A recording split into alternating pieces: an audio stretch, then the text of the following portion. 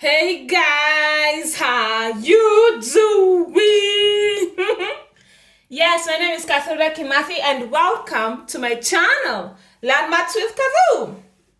So today I'd like us to go through the divisibility test for prime numbers, okay? So what are prime numbers?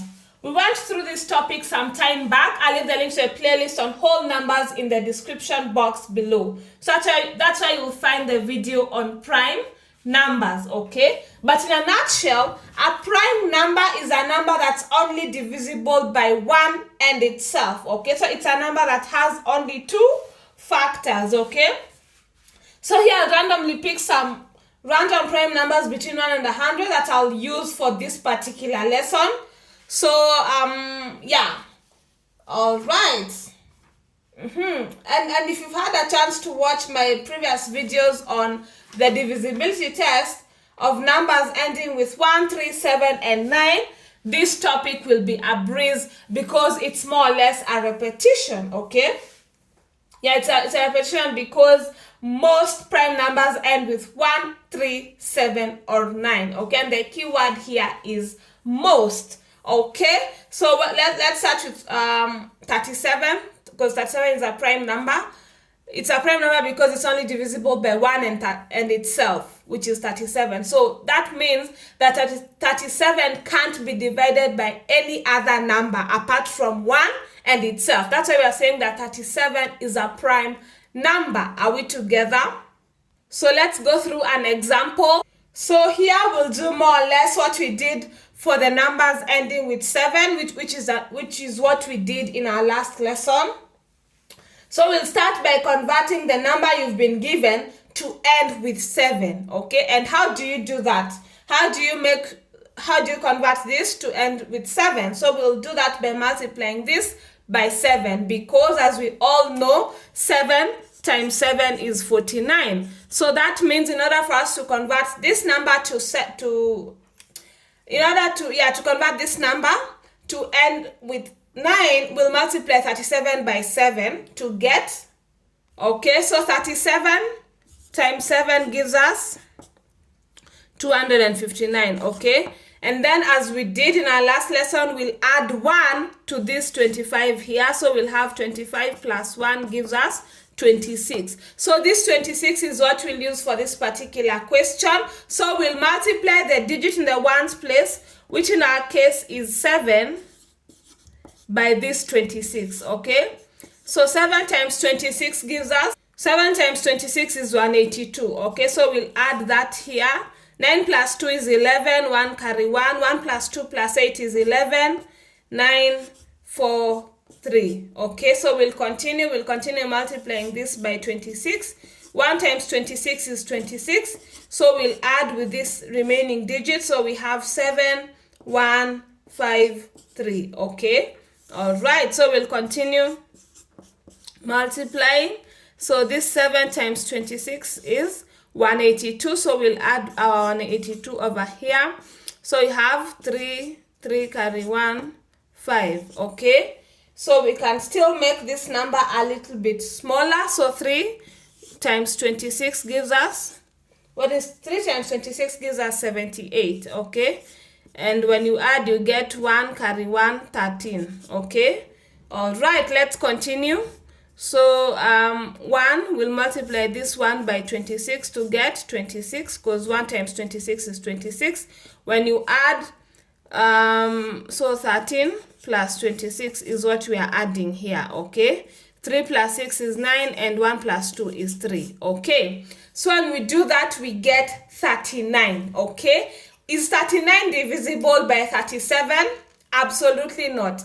39 is not divisible by 37 because even when you try and divide 39 by 37, you'll get a remainder. You'll not get a whole number, okay? So that means that this number is not divisible by 37, okay? So that automatically means that this entire number is also not divisible by 37, simply because this number is not divisible by 37. Are we together? All right. Okay, so let me go through one last example so that the concept sticks. So the next prime number that I'll pick today is 59. Okay, and we are saying that 59 is a prime number because 59 can only be divided by 1 and itself. Okay, so because 59 doesn't have any other factors, that makes it a prime number. Okay, because a prime number is a number that has only 2 factors, which is 1 and itself. Okay, so how do you know if a number is divisible by 59? As usual, we'll go through an example. So is this number divisible by 59? Okay, so we'll do the same thing that we did for numbers ending with 9. So here, since 59 ends with 9, so we'll do what we did in that particular lesson. So we'll multiply. We'll take this the digit in the tens place of the number you've been given, okay, and add 1 to it. Okay, remember for the last lesson we had to multiply that number by 7 in order for us to get a number that has 9 in the ones place. Okay, but for 59, 9 is already automatically in the ones place, so that means that we'll take this 5, which is the digit in the tens place, or rather the digit that's just before the digit in the ones place, which in our case is 9. We'll take that 5 and add 1 to it. Okay, so we now have 5 plus 1 is 6. Okay, so this 6 is what we'll use in this particular question. So we'll multiply the digit in the tens place of the number you've been given, which is 8, by 6. Okay, 8 times 6 is 48. Okay, you can use a calculator, or by the way, I covered the topic on multiplication table some time back. I'll leave the link to the playlist on the multiplication table in the description box below. So when we add, we get 5 plus 8 is 13, 3 carry 1, 1 plus 7 plus 4 is 12, 2 carry 1, 1, 1, 4. Okay, let's continue. 3 times 6 is 18. Okay, remember to separate it to the lines so that you don't add things that you don't need to add. 2 plus 8 is 0, carry 1. 1 plus 1 plus 1 is 3. 1, 4. Okay, so let's continue. Times. Remember, we are multiplying by this 6 over here. Okay, 0 times 6 is 0, because any number multiplied by 0 is always a 0. So 413 plus 0 is still 413. Are we together? So we can continue. This is not a small number, so we continue. 3 times 6 is 18. 18. Okay, so when we add, you get 9, 5. Okay, so 59 is a small number that you know for sure is divisible by 59. Okay, 59 is certainly divisible by 59, because when you divide 59 by 59, you get 1. Okay, and of course we said a prime number is divisible by 1 and itself. Okay, so that means that this entire number is divisible by 59 simply because this number here is also divisible by 59. Okay, so are we together up to that point? Yes. So we can now call it a day. And with that, we finally finished talking about the divisibility test for different numbers. Yay! Okay, so in our next lesson, we'll talk about factors, the topic I've been mentioning for quite a bit of time during our lessons on divisibility test. Watch out for that. Okay, and always remember, as usual, practice makes perfect. Watching videos alone is not enough.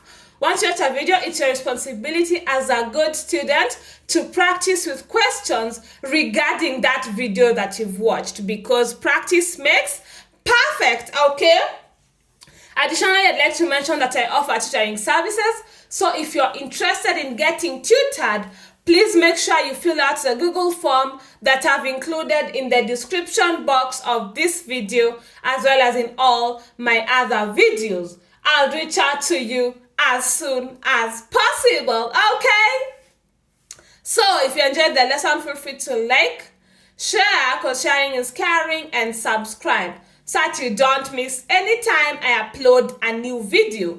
Subscribing is free. Yay! See you in 2 weeks time, same place. Bye.